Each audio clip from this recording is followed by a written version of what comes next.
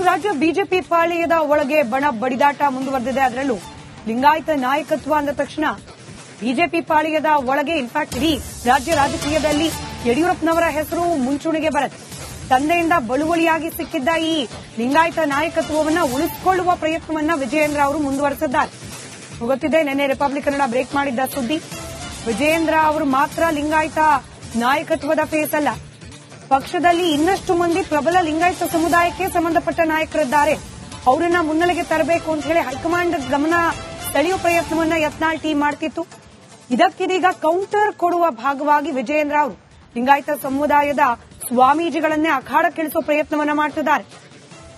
ಶ್ರೀಗಳ ಬೆಂಬಲದೊಂದಿಗೆ ಈ ಲಿಂಗಾಯತ ನಾಯಕತ್ವದ ಫೇಸ್ ಆಗಿ ತಾವೇ ಮುಂದುವರಿಬೇಕು ಅನ್ನೋದನ್ನ ಮತ್ತಷ್ಟು ಬಲಪಡಿಸಿಕೊಳ್ಳುವ ಪ್ರಯತ್ನವನ್ನ ವಿಜಯೇಂದ್ರ ಮಾಡ್ತಿದ್ದಾರೆ.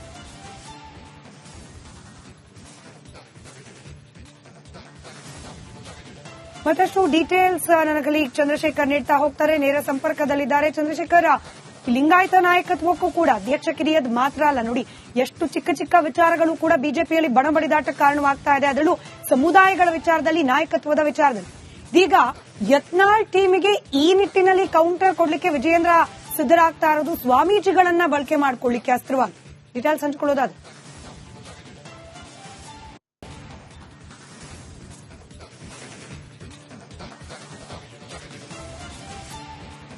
ಸ್ಮಿತಾ, ಖಂಡಿತವಾಗ್ಲು ಈಗಾಗಲೇ ಯಡಿಯೂರಪ್ಪನವರ ಜನ್ಮದಿನ. ಜನ್ಮದಿನಕ್ಕೂ ಮೊದಲೇ ಯತ್ನಾಳ್ ಬಣ ಒಂದಷ್ಟು ಸಭೆಯನ್ನ ಮಾಡಿತ್ತು. ಸಭೆಯಲ್ಲಿ ಪ್ರಮುಖವಾಗಿ ಲಿಂಗಾಯತ ನಾಯಕ ಕೇವಲ ಯಡಿಯೂರಪ್ಪ ಮಾತ್ರ ಅಲ್ಲ, ಬೇರೆ ನಾಯಕರು ಕೂಡ ಇದ್ದಾರೆ, ಅವರನ್ನು ಕೂಡ ಗಮನ ಹರಿಸಿ ಅನ್ನುವಂತ ನಿಟ್ಟಿನಲ್ಲಿ ಒಂದಷ್ಟು ಚರ್ಚೆಗಳನ್ನ ಮಾಡುವಂತ ಕೆಲಸವನ್ನ ಇತ್ತೀಚೆಗೆ ಯತ್ನಾಳ್ ಅವರ ಟೀಮ್ ಕೂಡ ಮಾಡ್ತು. ಲಿಂಗಾಯತ ಸಮುದಾಯದ ನಾಯಕರೇ ಸಭೆಯನ್ನ ಮಾಡೋ ಮೂಲಕ ಟಾಂಗ್ ಕೊಡ್ಲಿಕ್ಕೆ ಮುಂದಾದ್ರು. ಆದ್ರೆ ಇದು ಎಲ್ಲ ಒಂದು ಕಡೆ ಬಹಳಷ್ಟು ಚರ್ಚೆಗೂ ಕೂಡ ಕಾರಣವಾಯಿತು. ಪ್ರಮುಖವಾಗಿ ನೋಡೋದಾದ್ರೆ ಇಲ್ಲಿ ಯಡಿಯೂರಪ್ಪನವ್ರನ್ನ ಬಳಸಿಕೊಂಡು ಅಥವಾ ಯಡಿಯೂರಪ್ಪನವರು ಲಿಂಗಾಯತ ಸ್ವಾಮೀಜಿಗಳನ್ನ ಮೂಲಕ ತಮ್ಮ ಮತ್ತೊಂದು ಅಸ್ತ್ರವನ್ನ ಪ್ರಯೋಗಿಸಕ್ಕೆ ಮುಂದಾಗ್ತಾ ಇರತಕ್ಕಂಥದ್ದು. ಅದರಲ್ಲೂ ಜನ್ಮದಿನವನ್ನ ಬಹಳ ದೊಡ್ಡ ಮಟ್ಟದಲ್ಲಿ ಆಚರಿಸಬೇಕು ಅನ್ನೋ ನಿಟ್ಟಿನಲ್ಲಿ ಯಡಿಯೂರಪ್ಪ ಬಣ ಅಥವಾ ಏನು ಮಾಜಿ ಸಚಿವ ರೇಣುಕಾಚಾರ್ಯ ಅವರು ಒಂದಷ್ಟು ಪ್ರಯತ್ನವನ್ನ ಮಾಡಿದ್ರು. ಆದ್ರೆ ಅದಕ್ಕೆ ಹೈಕಮಾಂಡ್ ಬ್ರೇಕ್ ಅನ್ನ ಹಾಕಿತ್ತು. ಸೊ ಹೀಗಾಗಿ ಇದೆಲ್ಲದ ಬಳಿಕ ಅಂದ್ರೆ ಯಡಿಯೂರಪ್ಪನವ್ರದ್ದು ಇವತ್ತು ಜನ್ಮದಿನ, ಈ ಜನ್ಮದಿನದ ಬಳಿಕ ಮತ್ತೊಂದು ರೀತಿಯಾದಂತ ಒಂದು ಸ್ವಾಮೀಜಿಗಳ ಮೂಲಕ, ಯಾಕಂದ್ರೆ ಯಡಿಯೂರಪ್ಪನವರು ಮಠ ಮನೆಗಳಿಗೆ ಅನೇಕ ಸಂದರ್ಭದಲ್ಲಿ ಮುಖ್ಯಮಂತ್ರಿಗಳಾದಂತಹ ಸಂದರ್ಭದಲ್ಲಿ ಹಣವನ್ನ ಬಿಡುಗಡೆ ಮಾಡಿದ್ರು. ಆ ಮೂಲಕ ಲಿಂಗಾಯತರ ಒಂದು ಪ್ರಶ್ನಾತೀತ ನಾಯಕ ಅಂತ ಕೂಡ ಅನ್ನಿಸ್ಕೊಂಡ್ರು. ಸೊ ಹೀಗಾಗಿ ಇದೆಲ್ಲವನ್ನು ನೋಡೋದಾದ್ರೆ ಈಗ ಯಡಿಯೂರಪ್ಪನವರು ಸ್ವಾಮೀಜಿಗಳನ್ನ ಮೂಲಕ ಜನರಿಗೆ ತಲುಪಲಿಕ್ಕೆ, ಅದರಲ್ಲೂ ಮತ್ತೆ ನಾನು ಲಿಂಗಾಯತ ಸಮರ್ಥ ನಾಯಕ ಅನ್ನುವಂತ ತೋರಿಸಿಕೊಳ್ಳೋದಕ್ಕೆ ಮುಂದಾಗ್ತಾ ಇರತಕ್ಕಂಥದ್ದು. ಹೀಗಾಗಿ ರೇಣುಕಾಚಾರ್ಯ ಅಂಡ್ ಟೀಮ್ ಇದಕ್ಕೋಸ್ಕರ ಪ್ರಯತ್ನವನ್ನು ಕೂಡ ಮಾಡ್ತಾ ಇದೆ.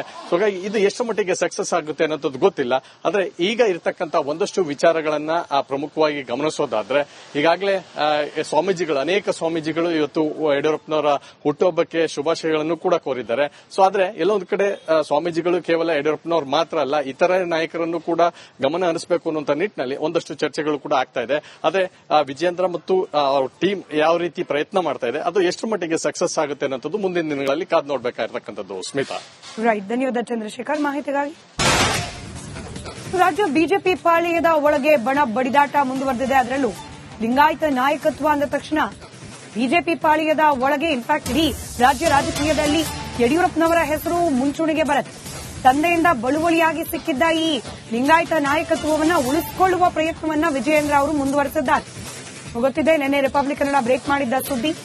ವಿಜಯೇಂದ್ರ ಅವರು ಮಾತ್ರ ಲಿಂಗಾಯತ ನಾಯಕತ್ವದ ಫೇಸ್ ಅಲ್ಲ, ಪಕ್ಷದಲ್ಲಿ ಇನ್ನಷ್ಟು ಮಂದಿ ಪ್ರಬಲ ಲಿಂಗಾಯತ ಸಮುದಾಯಕ್ಕೆ ಸಂಬಂಧಪಟ್ಟ ನಾಯಕರಿದ್ದಾರೆ. ಅವರನ್ನ ಮುನ್ನೆಲೆಗೆ ತರಬೇಕು ಅಂತ ಹೇಳಿ ಹೈಕಮಾಂಡ್ ಗಮನ ಸೆಳೆಯುವ ಪ್ರಯತ್ನವನ್ನ ಯತ್ನಾಳ್ ಟೀಮ್ ಮಾಡ್ತಿತ್ತು. ಇದಕ್ಕಿದೀಗ ಕೌಂಟರ್ ಕೊಡುವ ಭಾಗವಾಗಿ ವಿಜಯೇಂದ್ರ ಅವರು ಲಿಂಗಾಯತ ಸಮುದಾಯದ ಸ್ವಾಮೀಜಿಗಳನ್ನೇ ಅಖಾಡಕ್ಕಿಳಿಸುವ ಪ್ರಯತ್ನವನ್ನ ಮಾಡ್ತಿದ್ದಾರೆ. ಶ್ರೀಗಳ ಬೆಂಬಲದೊಂದಿಗೆ ಈ ಲಿಂಗಾಯತ ನಾಯಕತ್ವದ ಫೇಸ್ ಆಗಿ ತಾವೇ ಮುಂದುವರಿಬೇಕು ಅನ್ನೋದನ್ನ ಮತ್ತಷ್ಟು ಬಲಪಡಿಸಿಕೊಳ್ಳುವ ಪ್ರಯತ್ನವನ್ನ ವಿಜಯೇಂದ್ರ ಮಾಡ್ತಿದ್ದಾರೆ.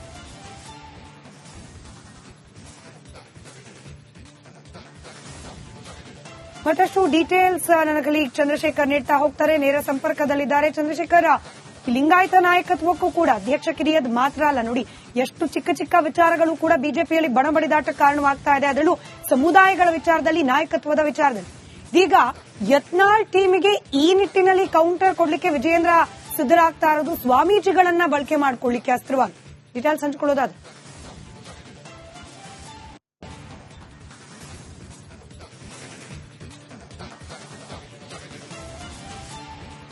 ಸ್ಮಿತಾ, ಖಂಡಿತವಾಗ್ಲು ಈಗಾಗಲೇ ಯಡಿಯೂರಪ್ಪನವರ ಜನ್ಮದಿನ. ಸೊ ಜನ್ಮದಿನಕ್ಕೂ ಮೊದಲೇ ಯತ್ನಾಳ್ ಬಣ ಒಂದಷ್ಟು ಸಭೆಯನ್ನ ಮಾಡಿತ್ತು. ಸಭೆಯಲ್ಲಿ ಪ್ರಮುಖವಾಗಿ ಲಿಂಗಾಯತ ನಾಯಕ ಕೇವಲ ಯಡಿಯೂರಪ್ಪ ಮಾತ್ರ ಅಲ್ಲ, ಬೇರೆ ನಾಯಕರು ಕೂಡ ಇದ್ದಾರೆ, ಅವರನ್ನು ಕೂಡ ಗಮನ ಹರಿಸಿ ಅನ್ನುವಂತ ನಿಟ್ಟಿನಲ್ಲಿ ಒಂದಷ್ಟು ಚರ್ಚೆಗಳನ್ನ ಮಾಡುವಂತ ಕೆಲಸವನ್ನ ಇತ್ತೀಚೆಗೆ ಯತ್ನಾಳ್ ಅವರ ಟೀಮ್ ಕೂಡ ಮಾಡ್ತು. ಲಿಂಗಾಯತ ಸಮುದಾಯದ ನಾಯಕರೇ ಸಭೆಯನ್ನ ಮಾಡೋ ಮೂಲಕ ಟಾಂಗ್ ಕೊಡ್ಲಿಕ್ಕೆ ಮುಂದಾದ್ರು. ಆದ್ರೆ ಇದು ಎಲ್ಲ ಒಂದು ಕಡೆ ಬಹಳಷ್ಟು ಚರ್ಚೆಗೂ ಕೂಡ ಕಾರಣವಾಯಿತು. ಪ್ರಮುಖವಾಗಿ ನೋಡೋದಾದ್ರೆ ಇಲ್ಲಿ ಯಡಿಯೂರಪ್ಪನವ್ರನ್ನ ಬಳಸಿಕೊಂಡು ಅಥವಾ ಯಡಿಯೂರಪ್ಪನವರು ಲಿಂಗಾಯತ ಸ್ವಾಮೀಜಿಗಳನ್ನ ಮೂಲಕ ತಮ್ಮ ಮತ್ತೊಂದು ಅಸ್ತ್ರವನ್ನ ಪ್ರಯೋಗಿಸಕ್ಕೆ ಮುಂದಾಗ್ತಾ ಇರತಕ್ಕಂಥದ್ದು. ಅದರಲ್ಲೂ ಜನ್ಮದಿನವನ್ನ ಬಹಳ ದೊಡ್ಡ ಮಟ್ಟದಲ್ಲಿ ಆಚರಿಸಬೇಕು ಅನ್ನೋ ನಿಟ್ಟಿನಲ್ಲಿ ಯಡಿಯೂರಪ್ಪ ಬಣ ಅಥವಾ ಏನು ಮಾಜಿ ಸಚಿವ ರೇಣುಕಾಚಾರ್ಯ ಅವರು ಒಂದಷ್ಟು ಪ್ರಯತ್ನವನ್ನ ಮಾಡಿದ್ರು. ಆದ್ರೆ ಅದಕ್ಕೆ ಹೈಕಮಾಂಡ್ ಬ್ರೇಕ್ ಅನ್ನ ಹಾಕಿತ್ತು. ಸೊ ಹೀಗಾಗಿ ಇದೆಲ್ಲದ ಬಳಿಕ ಅಂದ್ರೆ ಯಡಿಯೂರಪ್ಪನವ್ರದ್ದು ಇವತ್ತು ಜನ್ಮದಿನ, ಈ ಜನ್ಮದಿನದ ಬಳಿಕ ಮತ್ತೊಂದು ರೀತಿಯಾದಂತ ಒಂದು ಸ್ವಾಮೀಜಿಗಳ ಮೂಲಕ, ಯಾಕಂದ್ರೆ ಯಡಿಯೂರಪ್ಪನವರು ಮಠಮಾನ್ಯಗಳಿಗೆ ಅನೇಕ ಸಂದರ್ಭದಲ್ಲಿ ಮುಖ್ಯಮಂತ್ರಿಗಳಾದಂತ ಸಂದರ್ಭದಲ್ಲಿ ಹಣವನ್ನ ಬಿಡುಗಡೆ ಮಾಡಿದ್ರು. ಆ ಮೂಲಕ ಲಿಂಗಾಯತರ ಒಂದು ಪ್ರಶ್ನಾತೀತ ನಾಯಕ ಕೂಡ ಅನ್ನಿಸ್ಕೊಂಡ್ರು. ಸೊ ಹೀಗಾಗಿ ಇದೆಲ್ಲವನ್ನು ನೋಡೋದಾದ್ರೆ ಈಗ ಯಡಿಯೂರಪ್ಪನವರು ಸ್ವಾಮೀಜಿಗಳನ್ನ ಮೂಲಕ ಜನರಿಗೆ ತಲುಪಲಿಕ್ಕೆ, ಅದರಲ್ಲೂ ಮತ್ತೆ ನಾನು ಲಿಂಗಾಯತ ಸಮರ್ಥ ನಾಯಕ ಅನ್ನುವಂತ ತೋರಿಸ್ಕೊಳ್ಳೋದಕ್ಕೆ ಮುಂದಾಗ್ತಾ ಇರ್ತಕ್ಕಂಥದ್ದು. ಹೀಗಾಗಿ ರೇಣುಕಾಚಾರ್ಯ ಅಂಡ್ ಟೀಮ್ ಇದಕ್ಕೋಸ್ಕರ ಪ್ರಯತ್ನವನ್ನು ಕೂಡ ಮಾಡ್ತಾ ಇದೆ. ಸೊ ಹಾಗಾಗಿ ಇದು ಎಷ್ಟು ಮಟ್ಟಿಗೆ ಸಕ್ಸಸ್ ಆಗುತ್ತೆ ಅನ್ನೋದು ಗೊತ್ತಿಲ್ಲ.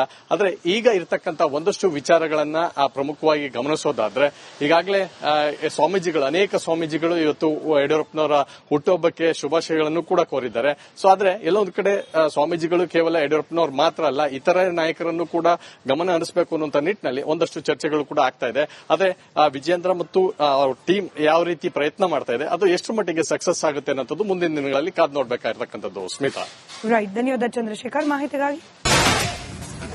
ರಾಜ್ಯ ಬಿಜೆಪಿ ಪಾಳೆಯದ ಒಳಗೆ ಬಣ ಬಡಿದಾಟ ಮುಂದುವರೆದಿದೆ. ಅದರಲ್ಲೂ ಲಿಂಗಾಯತ ನಾಯಕತ್ವ ಅಂದ ತಕ್ಷಣ ಬಿಜೆಪಿ ಪಾಳೆಯದ ಒಳಗೆ ಇನ್ಫ್ಯಾಕ್ಟ್ ಇಡೀ ರಾಜ್ಯ ರಾಜಕೀಯದಲ್ಲಿ ಯಡಿಯೂರಪ್ಪನವರ ಹೆಸರು ಮುಂಚೂಣಿಗೆ ಬರುತ್ತೆ. ತಂದೆಯಿಂದ ಬಳುವಳಿಯಾಗಿ ಸಿಕ್ಕಿದ್ದ ಈ ಲಿಂಗಾಯತ ನಾಯಕತ್ವವನ್ನ ಉಳಿಸಿಕೊಳ್ಳುವ ಪ್ರಯತ್ನವನ್ನ ವಿಜಯೇಂದ್ರ ಅವರು ಮುಂದುವರೆಸಿದ್ದಾರೆ. ಗೊತ್ತಿದೆ, ನಿನ್ನೆ ರಿಪಬ್ಲಿಕ್ ಕನ್ನಡ ಬ್ರೇಕ್ ಮಾಡಿದ್ದ ಸುದ್ದಿ. ವಿಜಯೇಂದ್ರ ಅವರು ಮಾತ್ರ ಲಿಂಗಾಯತ ನಾಯಕತ್ವದ ಫೇಸ್ ಅಲ್ಲ, ಪಕ್ಷದಲ್ಲಿ ಇನ್ನಷ್ಟು ಮಂದಿ ಪ್ರಬಲ ಲಿಂಗಾಯತ ಸಮುದಾಯಕ್ಕೆ ಸಂಬಂಧಪಟ್ಟ ನಾಯಕರಿದ್ದಾರೆ. ಅವರನ್ನ ಮುನ್ನೆಲೆಗೆ ತರಬೇಕು ಅಂತ ಹೇಳಿ ಹೈಕಮಾಂಡ್ ಗಮನ ಸೆಳೆಯುವ ಪ್ರಯತ್ನವನ್ನ ಯತ್ನಾಳ್ ಟೀಮ್ ಮಾಡ್ತಿತ್ತು. ಇದಕ್ಕಿದೀಗ ಕೌಂಟರ್ ಕೊಡುವ ಭಾಗವಾಗಿ ವಿಜಯೇಂದ್ರ ಅವರು ಲಿಂಗಾಯತ ಸಮುದಾಯದ ಸ್ವಾಮೀಜಿಗಳನ್ನೇ ಅಖಾಡಕ್ಕಿಳಿಸುವ ಪ್ರಯತ್ನವನ್ನ ಮಾಡ್ತಿದ್ದಾರೆ. ಶ್ರೀಗಳ ಬೆಂಬಲದೊಂದಿಗೆ ಈ ಲಿಂಗಾಯತ ನಾಯಕತ್ವದ ಫೇಸ್ ಆಗಿ ತಾವೇ ಮುಂದುವರಿಬೇಕು ಅನ್ನೋದನ್ನ ಮತ್ತಷ್ಟು ಬಲಪಡಿಸಿಕೊಳ್ಳುವ ಪ್ರಯತ್ನವನ್ನ ವಿಜಯೇಂದ್ರ ಮಾಡ್ತಿದ್ದಾರೆ.